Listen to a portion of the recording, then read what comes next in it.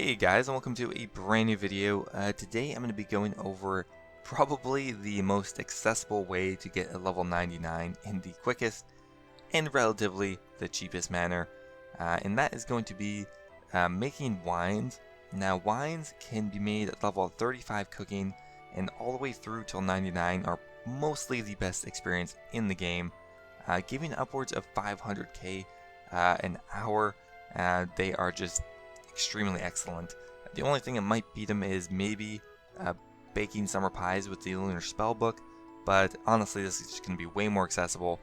The ingredients will actually buy and it's going to cost substantially less. So at the current prices, to get from level 35 to 99 is going to cost you between 20 and 25 mil.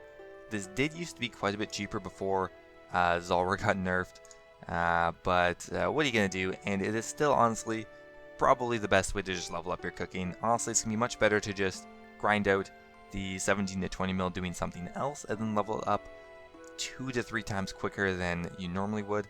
But of course, if you don't have the money, you can go ahead and go up cooking the conventional route with monkfish, sharks, etc. But I personally want to see the XP come in as quickly as possible, so I'm going to go ahead and do this. So to make a jug of wine is extremely simple.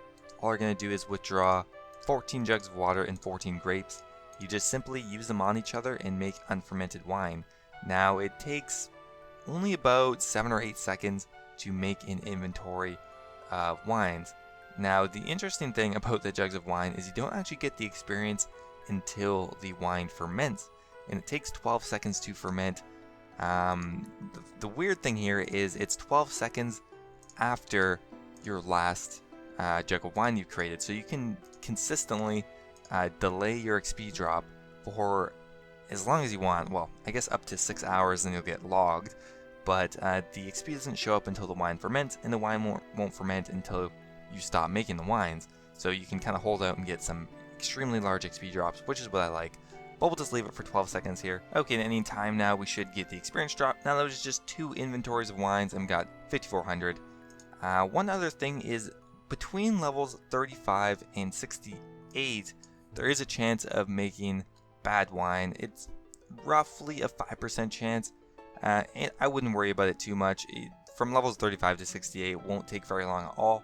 The majority of your experience is going to be after the fact anyway, so it really won't affect you for too long. But at level 68, you will stop making the bad jugs of wine, and then you'll consistently be getting about 450 to 500k experience an hour. So I'm going to go ahead and do some of these wines. I might get around to doing all 3,000 wines because I am going for level 99 on my G only account, and I'll be back and can show you the experience rates.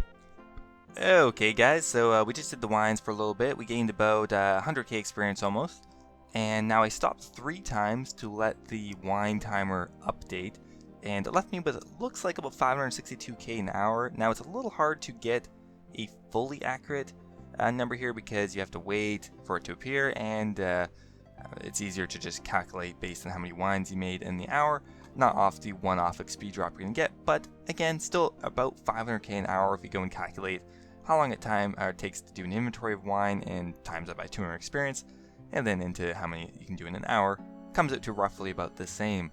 Now, wines do have other uses beyond cooking. Now, you can't really sell them for much, not a whole lot, but you can use them for like agility and Mortania, because the gas there will not eat wine because it's already fermented, I guess.